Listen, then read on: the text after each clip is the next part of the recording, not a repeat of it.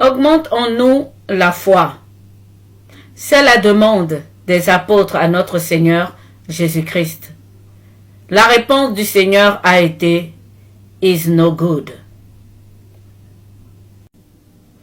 Pour ceux qui ne connaissent pas ce personnage de bande dessinée, is no good est un vizir et il veut être calife à la place du calife. Bienvenue dans la deuxième partie de cet épisode de Luc 17, les versets 5 à 10. Les apôtres demandent à notre Seigneur de leur augmenter la foi. Le Seigneur leur dit, « Vous ne pouvez pas manger à la même table que moi.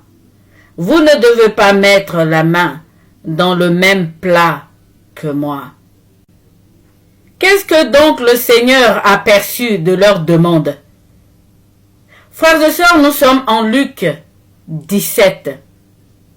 Pour ceux qui ne connaissent pas l'Évangile, déjà en Luc 10, le Seigneur avait choisi 70 d'entre eux, des disciples, pour les envoyer en mission. Il leur a donné le pouvoir de chasser les démons et de guérir les maladies en son nom. Luc 10, verset 17. Les 70 revinrent avec joie, disant, « Seigneur, les démons même nous sont soumis en ton nom. » Donc, lorsque le Seigneur leur répond que avec la foi de la taille d'un grain de sénévé, d'une graine de moutarde, ils peuvent demander à cette montagne de se déplacer de là et d'aller se jeter dans la mer. C'était qui leur avait déjà donné cette foi, c'est-à-dire en son nom. Donc les disciples chassent déjà les démons. Les disciples guérissent déjà des malades au nom de Jésus. Mais ils demandent en plus, augmente en nous la foi. Et c'est là que le Seigneur leur dit, is no good. C'est-à-dire que vous voulez être maître à la place du maître. Vous ne pouvez pas manger à la même table que moi.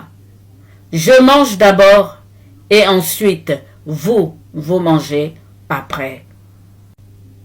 Le Seigneur avait bien perçu que ses apôtres voulaient plus que le pouvoir de chasser les démons.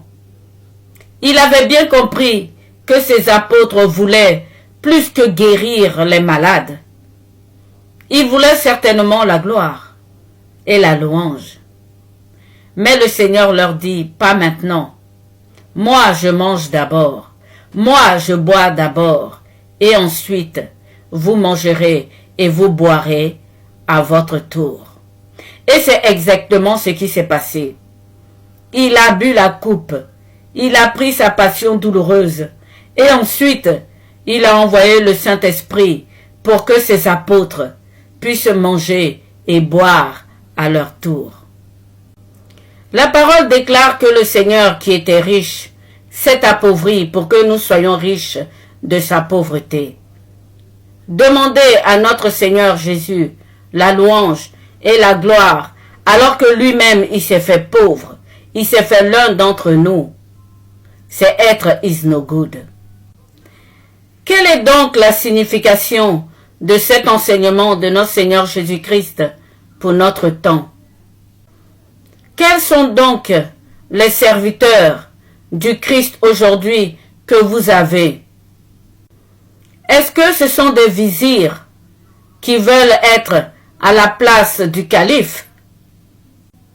C'est donc à juste titre que le Seigneur répond « is no good » à ses apôtres qui voulaient qu'il leur augmente la foi. Les serviteurs d'aujourd'hui, frères et sœurs, sont inutiles à double titre. Ils sont inutiles envers le Seigneur qui a tout accompli. Ils sont inutiles envers les apôtres qui vous ont donné la Bible que vous avez. Le Seigneur disait à ses apôtres au puits de Jacob, « D'autres ont semé, et vous, vous venez récolter. Eh bien, c'est pareil pour notre temps. Le Seigneur et les apôtres ont semé et nous venons pour travailler sur ce qu'ils ont déjà semé. Frères et sœurs, nous sommes des serviteurs inutiles à double titre. Et pourtant, ce sont nous qui nous bagarrons pour être calife à la place du calife. Et pourtant, frères et sœurs, c'est nous qui voudrons de la reconnaissance de la part du Seigneur. Il le dit, est-ce que lui, le maître, doit une reconnaissance à ses serviteurs?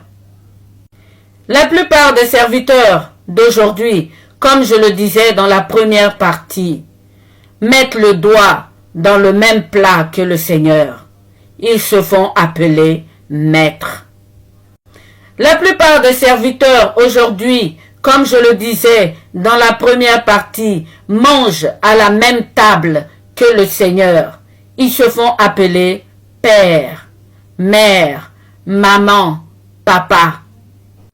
La plupart, frères et sœurs, qui remplissent des églises d'âmes quelconques, ils sont incapables de lire dans les cœurs, ni de sonder les reins, et ils se glorifient d'avoir une église pleine. Mangent-ils le même plat que le Seigneur? Savent-ils si les âmes qui remplissent leur église plaisent au Seigneur? Savent-ils que les mets qu'ils donnent au Seigneur par les âmes de leurs assemblées sont des bons plats pour notre Seigneur et Maître Jésus-Christ? Ces serviteurs-là, frères et sœurs, se paient eux-mêmes. Ils se bénissent eux-mêmes. Et ils mangent à la table du Maître. Et ils mettent le doigt dans le même plat que le Maître. Ce sont des serviteurs is no good, qui sont vizirs et qui veulent être à la place du calife. Augmente en nous la foi. Le Seigneur répond, is no good. Éloignez-vous des serviteurs, is no good. Discernez sur leurs actes. Le Seigneur dira, ils ont déjà reçu leur salaire. Ce texte de Luc 17, les versets 5 à 10, je vous invite à le relire. Augmente en nous la foi. La réponse du Seigneur est claire. Is no good. Vous ne pouvez pas manger le même plat que moi. Vous ne pouvez pas boire à la même table que moi. Je mange une nourriture que vous ne connaissez pas.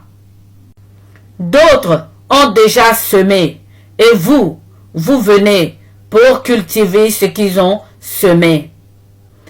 La foi, frères et sœurs, de la taille d'un grain de sénévé suffit à tout disciple du Seigneur.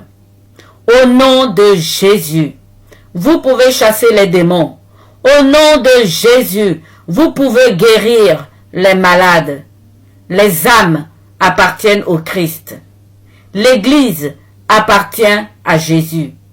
C'est lui qui sait la nourriture qu'il veut manger. C'est lui qui sait la boisson qu'il veut boire. Vous ne mangez pas à la même table que le Seigneur. Ne soyez pas des disciples is no good. Ne soyez pas des disciples qui veulent être à la place du Maître. Fin de cette deuxième partie. Dans la troisième partie, je vous donnerai l'exemple de disciples inutiles.